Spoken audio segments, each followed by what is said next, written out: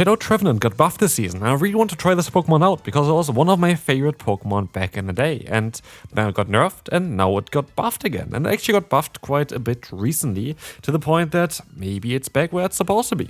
So today we're going to take a look at this amazing team around Shadow Trevenant. This is a team that I've been using for quite a while already. Like, this is a team that I've been playing for a few seasons now.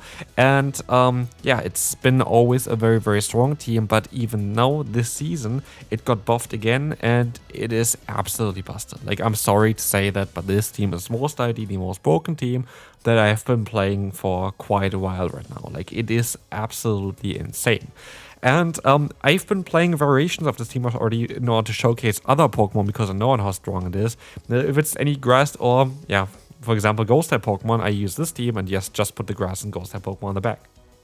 And this is kind of also on how versatile this team actually is, because you have the option to do basically anything with a final slot, but it's basically all around the first and the second Pokemon on the team. And I have to say I had at least like one or two games in there as well where I didn't even need to show my Trevenant, just because the core of Bastion lead as well as the say of the Shadow Annihilate is so broken in the current meta and in basically all the metas previously that I didn't need more. I didn't need more Pokemon. But yeah, today we're going to take a look mainly at, of course, the Trevenant, which I want to set up with this team. And let's take a look here real quick at the matchup that we currently have. We actually have a really, really tough matchup for ourselves. We're going to have the matchup against the Empoleon. And we have the same pacing with 5 fast moves, 10 turns total in order to get to the move, which is one of the reasons why Trevenant is actually good again, because Seed Bump got changed a few seasons back to be 40 energy, which now allows us to get there quite a bit faster. But the issue is that the opponent would outspeed us because they had a bit of an energy advantage. And I tried to get the opponent just low in terms of their HP, but weirdly enough, they decided to swap out into the Talonflame, knowing that I have a Bastion in the back. I did not get this play. I don't know what they tried to do here. I really didn't, and this just wins us the battle.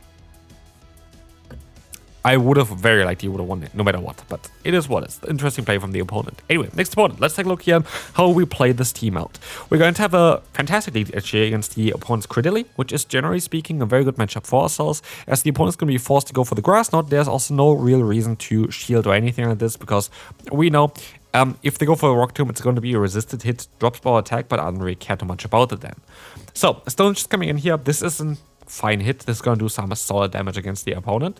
But I know at this point that I kind of like to have energy on my Bastion. And I don't know if I need to fully farm them down here or if I can just swap out into our Annihilate. And why do I do this? Because we have an ABB style line. This means that we have 2 Pokemon in the back that are very similar in certain ways. In this case, they are both weak to flying type damage. They are both ghost type Pokemon, so they're weak to ghost types, and they're weak to kind of dark types like Annihilate, not really, but that's why it's also a safe up for the team. But basically, what you want to have, you always kind of want to keep your lead alive. And for example, here in this team, like this battle, I don't actually really need my closer. Yeah, I can bring in my Trevenant now because I resist the opponent's damage, but yeah, I didn't really need to even bring my Trevenant in here. But basically how this team works is you have the Bastion in the lead. Of course, if you have a lead like this, it's all fine. We can stay in, but of course, yeah, the opponent stops out into the Credilli. And they outspeed me, which is okay, actually. If you are faster, you can outspeed them, but then again, you don't actually knock them out with a Rage Fist from this range. But what we can do is we can just go for the full farm down. We end up with a ton of energy, and we either get the KO directly against Talonflame or get the shield back anyway, so it doesn't really matter what is happening here. It actually just benefits us shielding against the Credilli. But yeah, basically, our lead is Bastion. If it's a good lead, stay in. If it's bad lead, of course, swap out. Swap out always basically into the Annihilate, unless it's an Empoleon in the lead, because then you kind of need to keep your other Pokemon alive. But basically what this allows you then is to bait out any flying type Pokemon. But you have Ice Punch, so you can punish them. The amount of times I got an Altaria out, for example, which you can then punish slow with Ice Punch and still align yourself, if possible. If you can align yourself, please align yourself, because it's going to be important. If you lose the lead hard, you kind of want to have an answer still with like the other Pokemon answering them in the back, and you kind of want to align your Bastion in something different. And that's basically on how this team works out also generally. What are the weaknesses of Bastion? It's ground, it is water, it is fighting. What is Trevenant good against? All 3 of them. And this is why this team functions so well, because the weaknesses of Trevenant are kind of, yeah, covered by the Bastion. By the way, here I have a little tiny baby currently at home. I have to mind as well at the same time where I usually do my battles. And this battle, I can tell you, I didn't really play it perfectly because I just didn't pay enough attention because I had other things to be doing at the same time, which is fine. Here I should have went for my charge move earlier. Truth be told, I should have just went for my charge move earlier. The wolf allowed me to knock them out without having to shield here. Now I'm 2 shields down, which is not ideal at all. Don't get me wrong, that's really not ideal. But I'm going to be able to get at least 1 shield back here against the opponent's Altaria, as we have now the Shadow Ball being way cheaper. It allows me to go for the moves a little bit faster, which you'll see as well. We're going to get the shield from the opponent and try to get to another Seed Bomb, which actually works out quite well for us. And with this, we are going to be able to get no shield. That's fine. That is okay. But we are forcing them to throw, which is actually kind of nice. And now it all depends on what they have in the back, because what we have the Bastion, we have the Annihilate, they have in the back the Medicham, and they're running counter Dynamic Punch and Ice Punch, which means they're going to lose the battle. And we can move on to the next opponent, where we face off against a very interesting lead, Dragon Breath Charizard. I'm actually at very solid elo, like I'm not at low elo at all. Like I've been playing fun teams the entire time. Okay, this one's more meta, but I've been playing Thunderous recently, for example. I've been playing Fennekin, which didn't really work out that well, or like the Evolution Delphox. But basically, I've been messing around. I'm still at like 2800 MMR elo range. Like I'm close to the old school legend, even though I didn't try really.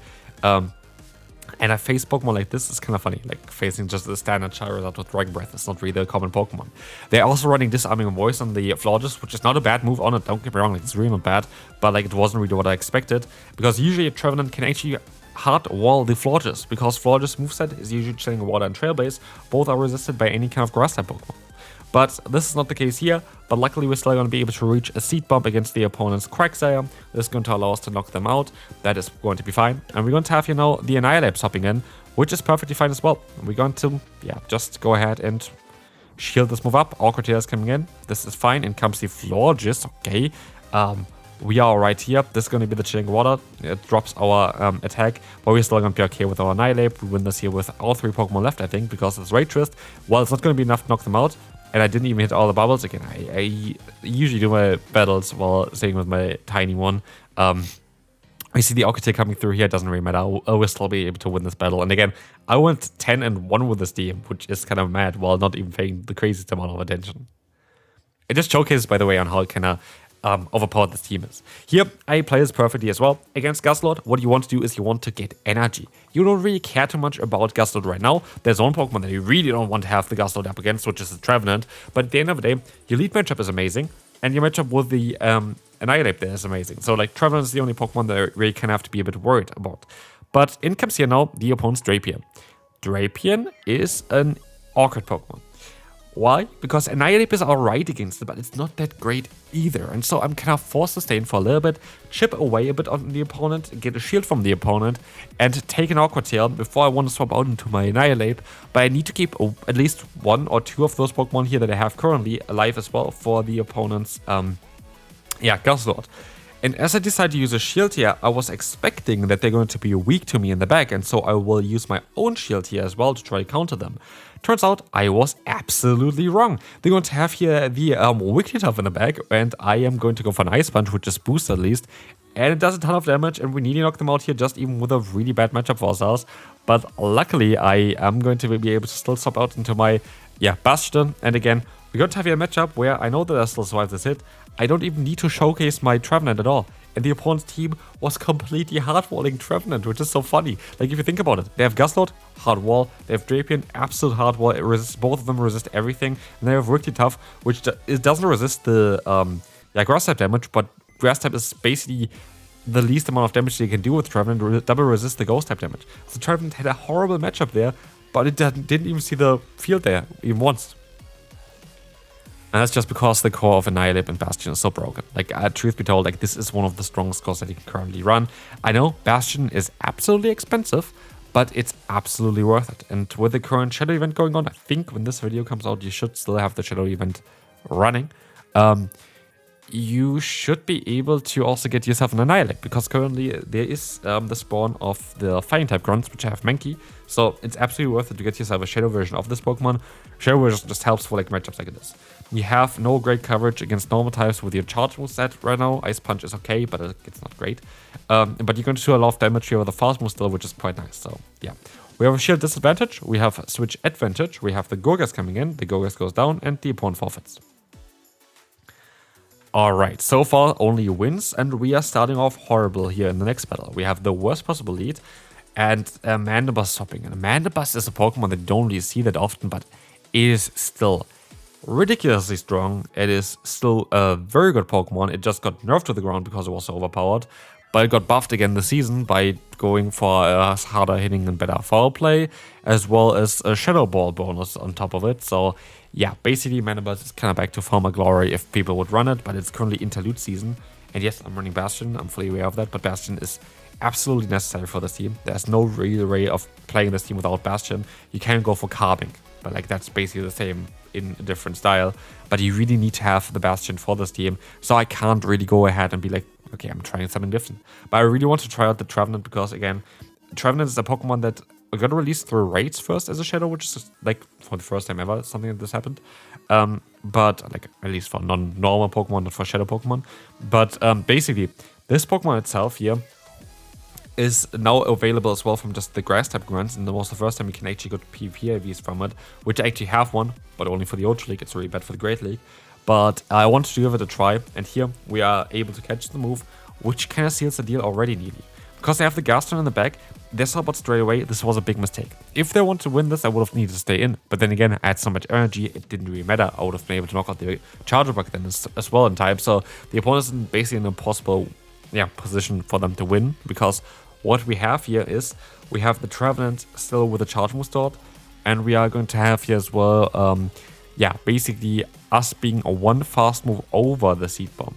Which means even if they need 2 Volt Switches to get to a move with a Charger Bug, because we have a higher attack stat now, we should be able to outspeed them, knock them out, and win the battle. And this is exactly what's going to be happening now. Trevenant showcasing again why it's so strong, and we can move on to the next battle. And this battle is special, because, spoiler alert, this is my loss. And I kind of want to have this as like a foundation already for the video, like for looking at it now, because I want to see where I could have done something better. We start off with the worst possible lead, and now getting hard with the Say-So. That's already, of course, not the best start. We're going to have a ground type in the lead, and we're going to have here now the Corviknight as a Say-So, which is honestly a very good combination of 2 Pokemon. Like, if you want to run Marowak, run it with Corviknight Say-So. That's a very good idea. It works out really well. But I'm going to be able to align myself, which is really nice in the first place here as well. We just have to see what they have in the back, and it's going to be Dunsparce, and that is the issue. Dunsparce is, unlike other normal type Pokemon, actually able to beat the Bastion because of the coverage that you have in the Drill Run. And this is all that really was going on here. And this is where actually some Pokemon other than Trevenant could be a bit better, because Trevenant actually is alright, of course, against a Pokemon like Marowak. But as it's the Shadow version here, I actually think that the normal version is a stronger Pokemon for this team.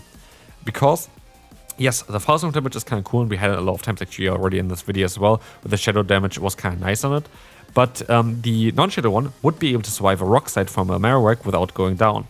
Here in this case, I can't have that. Because of the 20% extra damage that they do against me with both fast as well as charge moves, we see already we are insanely low, and it's practically impossible to win this battle. And while I'm close to the Flamethrower, which will have knocked out the opponent's other Pokemon there, I know I have no chance of winning this battle. And to be fair, I got hard-walled left, right, and center. And I still made it quite close, which showcases again how overpowered the team is. Okay, final battle. We have a Jellicent against us.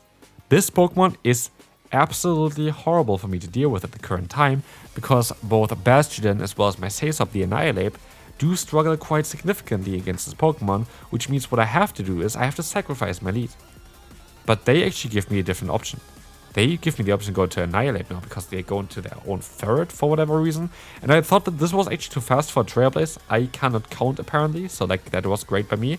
But I can still use this as an opportunity to go for a Rage Fist, which is now going to be able to get the shield from the opponent. And I have to make a risky call. Do I have more than 1 HP? I do. And this call was correct. And this call was golden with that as well. Because I don't know what they have in the back yet. But a lot of times it's going to be something like maybe an Abomasnow. Who knows?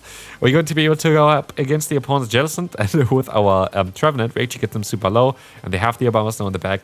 It makes sense. Jellicent and Abomasnow is one of the best and like most commonly seen cores together. If you see one, you can see a lot of times the other one as well.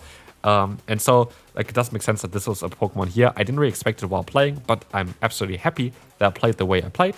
because now they can go for the energy ball. It doesn't knock us out, but we're gonna get them insanely low. And insanely low is all they need. At this point, I have either the fast move damage of my Trevenant, or I have the seed bomb damage of my Trevenant in order to knock out the opponent's Obama Snow. And they still have the Gelatin in the back, which you can farm down. Again, this team is absolutely busted. If you want to get some rewards right now, and maybe even learn this team for the next season, absolutely worth it. See you then. Bye bye.